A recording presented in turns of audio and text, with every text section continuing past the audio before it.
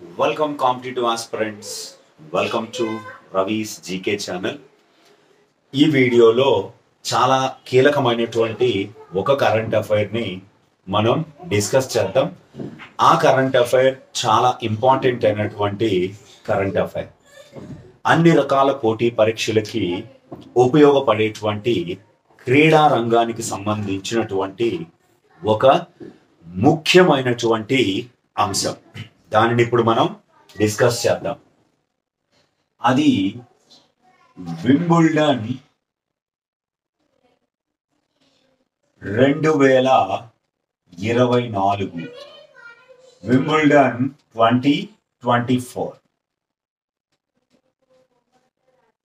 ప్రతి క్యాలెండర్ సంవత్సరంలో ప్రధానంగా 4 రకాలైనటువంటి గ్రాండ్ స్లామ్ టోర్నమెంట్లు జరుగుతాయి. ఆ 4 రకాల గ్రాండ్ స్లామ్ టోర్నమెంటులో వింబుల్డన్ టోర్నమెంట్ అనేది మూడవది.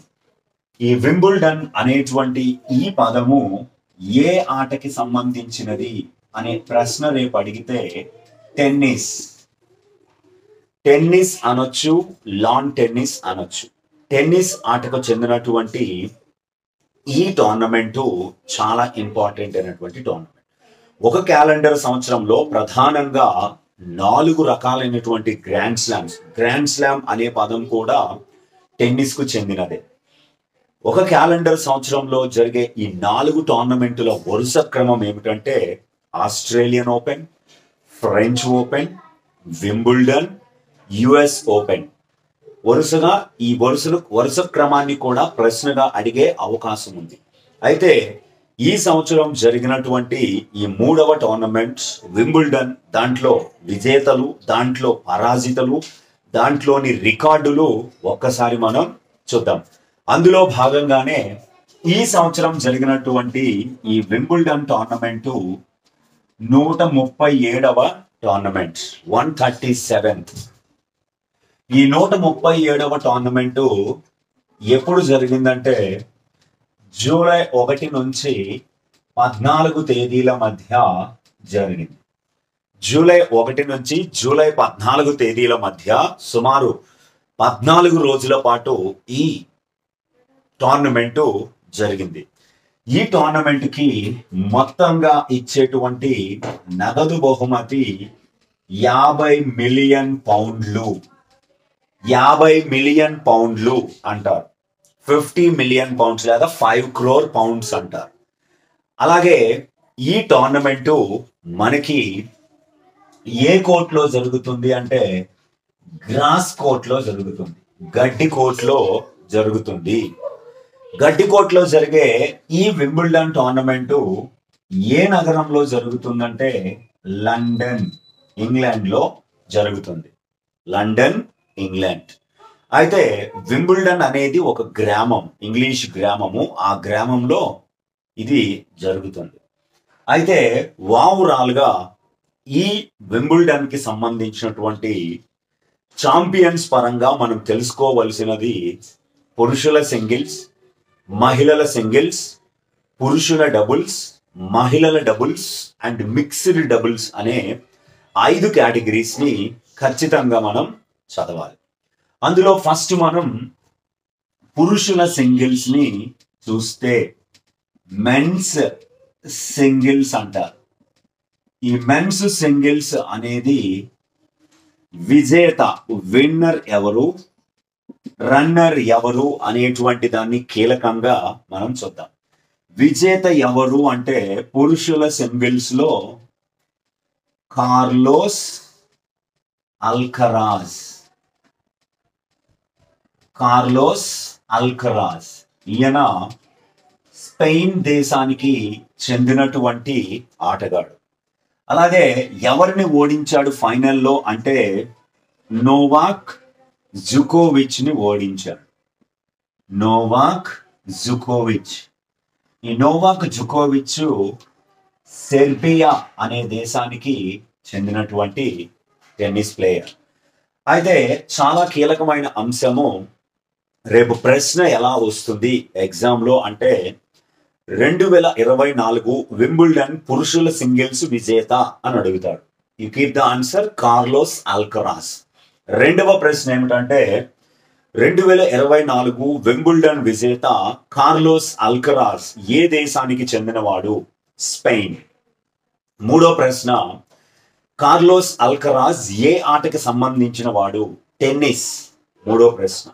నెక్స్ట్ ప్రశ్న 2024 వింబుల్డన్ పురుషుల సింగిల్స్ లో కార్లోస్ అల్కరాజ్ ఫైనల్లో ఎవరిని ఓడించాడు?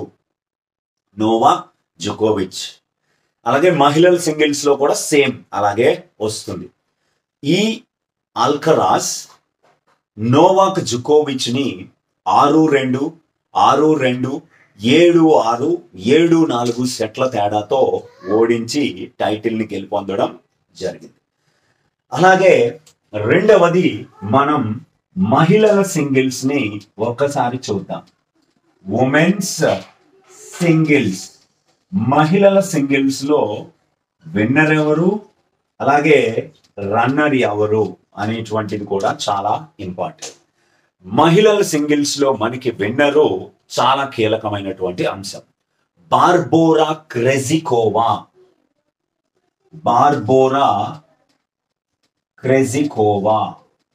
ఈ బార్బోరా క్రెజికోవా చెక్ రిపబ్లిక్ అనే దేశానికి చెందినటువంటి వారు. చెక్ రిపబ్లిక్ కు చెందినటువంటి బార్బోరా క్రెజికోవా మహిళల సింగిల్స్ టైటిల్ ని గెలిపొందారు. ఎవరిని ఓడించారంటే జాస్మిన్ పావ్లోని. ఎవరిని ఓడించారంటే జాస్మిన్ పావ్లోని. ఇటలీకి చెందినటువంటి జాస్మిన్ పావులోనిని 6-2, 2-6, 6-4 సెట్ల తేడాతో ఓడించడం జరిగింది.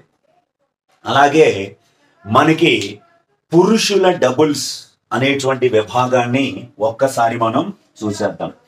మెన్స్ డబుల్స్, పురుషుల డబుల్స్ విభాగంలో విన్నర్స్ ఇద్దరుంటారు, అలాగే రన్నర్స్ కూడా ఇద్దరుంటారు. విన్నర్స్ పరంగా తీసుకుంటే హ్యారీ హీలియోవరా, ఇది చాలా చాలా ఇంపార్టెంట్. హ్యారీ హీలియోవరా. ఈ హ్యారీ హీలియోవరా ఫిన్లాండ్ దేశానికి చెందినటువంటి వాడు. హెన్రీ ప్యాటన్ అనేటువంటి ఆయన యూకేకి చెందినటువంటి వారు గెలుపొందారు. ఫిన్లాండ్. అలాగే రెండవ వారు హెన్రీ ప్యాటన్, యూకేకి చెందినటువంటి టెన్నిస్ ప్లేయర్. అలాగే వీళ్ళు 6-7, 7-9, 7-6, 10-18, 7-6, 11-9 తేడాతో మ్యాక్స్ పర్సెల్ మరియు జోర్డాన్ థామ్సన్ ఆస్ట్రేలియా దేశానికి చెందినటువంటి వారిని ఓడించారు. Max Purcell and Henry Thompson, Jordan Thompson అనేటువంటి ఈ ఇద్దరు ఆస్ట్రేలియా క్రీడాకారులని ఓడించడం జరిగింది. అలాగే ఉమెన్స్ డబుల్స్ విషయంలో క్యాథరీనా సినియాకోవా చెక్ రిపబ్లిక్, టైలర్ టౌన్సెండ్ యుఎస్ఏకి చెందినటువంటి వీళ్ళిద్దరూ మహిళల డబుల్స్ ని గెలుపొందారు. కెనడాకి చెందినటువంటి గ్యాబ్రియోలా దెబ్రోస్కి మరియు న్యూజిలాండ్కి చెందినటువంటి ఎరిన్ రాటోఫ్ ని ఓడించి 7-6, 7-5, 7-6, 7-1 సెట్ల తేడాతో క్యాథరీనా సినియాకోవా, టైలర్ టౌన్సెండ్ వీళ్ళిద్దరూ మహిళల డబుల్స్ ని గెలుపొందడం జరిగింది. అలాగే మిక్స్డ్ డబుల్స్ లో జాన్ జెలెన్స్కీ చాలా ఇంపార్టెంట్, పోలాండ్. అలాగే హీ షూ వుయ్ తైవాన్కి చెందినటువంటి ఇద్దరు ప్లేయర్స్ మిక్స్డ్ డబుల్స్ ని గెలిచారు. మిక్స్డ్ డబుల్స్ అంటే ఒక మెన్ ప్లేయర్, ఒక ఉమెన్ ప్లేయర్ జట్టుగా ఆడేది. ఎవరిని ఓడించారంటే శాంటియాగో గోంజాలెస్ అండ్ గులివినా ఒలామ్స్ ని ఓడించారు. ఇద్దరు మెక్సికోకి చెందినటువంటి వారే.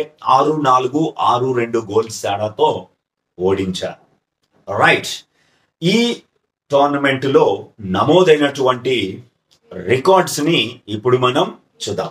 ఈ టోర్నమెంట్ లో నమోదైనటువంటి రికార్డులు పురుషుల సింగిల్స్ లో కార్లోస్ అల్కరాజు గెలుపొందాడు అని చెప్పుకున్నాం. ఈ కార్లోస్ అల్కరాజ్ కి ఇది 2వ వింబుల్డన్ టైటిల్ కాగా మొత్తంగా 4వ మేజర్ టైటిల్. కార్లోస్ అల్కరాజ్ కి ఇది 2వ వింబుల్డన్ టైటిల్ మరియు 4వ మేజర్ టైటిల్. ఓవరాల్ గా 4 టైటిల్స్ గెలిచాడని చెప్పాం.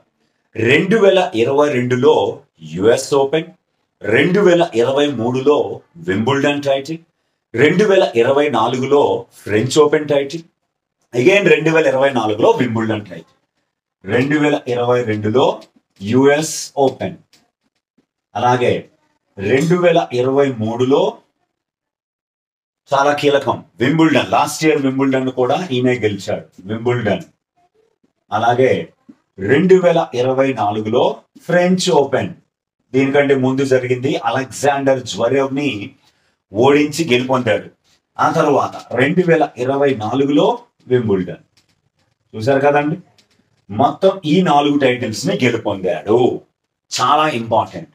అంటే ఫైనల్ కి చేరాడు. మొదటగా 4 ఫైనల్స్ కి చేరాడు. ఈ 4 ఫైనల్స్ లోనూ విజయం సాధించడం జరిగింది. ఇలా స్విట్జర్లాండ్ కు చెందిన రోజర్ ఫెడరర్ తర్వాత తన తొలి 4 ఫైనల్స్ ని విజయం సాధించిన 2వ ఆటగాడిగా కార్లోస్ అల్కరాజ్ చరిత్ర సృష్టించాడు. అలాగే మరొక కీలకమైనటువంటి అంశం ఏమిటంటే కార్లోస్ అల్కరాజు ఒకే సంవత్సరంలో ఫ్రెంచ్ ఓపెన్ ని అలాగే వింబుల్డన్ ని గెలుచుకున్న 6వ క్రీడాకారుడుగా నిలిచాడు. ఈ రెండింటినీ కూడా చాలా ఇంపార్టెంట్. 6వ క్రీడాకారుడు. అంతేకాకుండా ఒకే సంవత్సరంలో ఫ్రెంచ్ ఓపెన్ ని వింబుల్డన్ ని గెలుచుకున్నటువంటి అతి చిన్న వయస్కుడుగా చరిత్ర సృష్టించాడు. At the age of 21 years, 21 సంవత్సరాల వయసులోనే ఈ రికార్డును సాధించాడు. అయితే ఒకే సంవత్సరం ఫ్రెంచ్ ఓపెన్ ని వింబుల్డన్ ని గెలుచుకున్న 6వ ఆటగాడు అన్నాడు. గతంలో Rod Laver Australia, Bjorn Borg Sweden, Rafael Nadal Spain, Roger Federer Switzerland and Novak జోకోవిచ్ సెర్బియా, ఈ 5గురితో పాటుగా ఒకే సంవత్సరము ఫ్రెంచ్ ఓపెన్ ని వింబుల్డన్ ని గెలుపొందినటువంటి 6వ ఆటగాడిగా మరియు అతి చిన్న వయస్సు ఆటగాడిగా కార్లోస్ అల్కరాజ్ చరిత్ర సృష్టించాడు. అయితే ఇక్కడ మరొక రికార్డు ఏమిటంటే ఏ క్రీడాకారుడైతే ఒకే సంవత్సరం ఫ్రెంచ్ ఓపెన్ ని వింబుల్డన్ ని గెలుస్తాడో దానిని చాలా ఇంపార్టెంట్ ఛానెల్ స్లామ్ అని పిలుస్తారు. దానిని channel slam. Very very important this one. ఒకే సంవత్సరం ఏ క్రీడాకారుడైతే ఫ్రెంచ్ ఓపెన్ ని వింబుల్డన్ ని ఎవరైతే గెలుస్తారో ఒకే సంవత్సరం ఒకే కేటగిరీలో 2 టోర్నమెంట్స్ ని గెలిస్తే దాన్ని ఛానెల్ స్లామ్ అని పిలుస్తారు. Channel slam. ఇంగ్లీష్ ఛానల్లో ఈ 2 నగరాలు ఫ్రెంచ్ ఓపెన్ ని హోస్ట్ చేసే ప్యారిస్, వింబుల్డన్ ని హోస్ట్ చేసే లండన్ అనేవి ఇంగ్లీష్ ఛానల్ కి ఉన్నాయి కాబట్టి, ఇంగ్లీష్ ఛానల్ సరిహద్దులో ఉన్నాయి కాబట్టి దీనిని ఛానల్ స్లామ్ అని పేరు రావడం జరిగింది. అలాగే మహిళల సింగిల్స్ విభాగానికి వస్తే క్రెజికోవా, చెక్ రిపబ్లిక్ కు చెందినటువంటి క్రెజికోవాకి ఇది ఫస్ట్ వింబుల్డన్ టైటిల్ కాగా ఓవరాల్ గా 2వ మేజర్ టైటిల్. గతంలో 2021లో ఆమె ఫ్రెంచ్ ఓపెన్ గెలుచుకుంది. ఇప్పుడు మరలా 2024లో వింబుల్డన్ తొలిసారిగా క్రెజికోవా గెలుచుకోవడం జరిగింది. ఇది చాలా ఇంపార్టెంట్ అయినటువంటి అంశాలు. దీనికి సంబంధించిన బ్యాక్గ్రౌండ్ కూడా ఉంది. ఆ బ్యాక్గ్రౌండ్ అంతటినీ కూడా ఇంకొక వీడియోలో మనం చూద్దాం. గ్రాండ్ స్లామ్ అంటే ఏమిటి, అత్యధిక టైటిల్స్ ఇప్పటివరకు గెలుచుకున్న వారు ఎవరు, పురుషుల్లో ఎవరు, మహిళల్లో ఎవరు, గ్రాండ్ స్లామ్ అంటే ఏమిటి, కెరియర్ స్లామ్ అంటే ఏమిటి, అలాగే గోల్డెన్ స్లామ్ అంటే ఏమిటి, ఇవన్నీ కూడా చాలా క్లియర్ కట్ గా తెలుసుకుందాం. Thank you very much.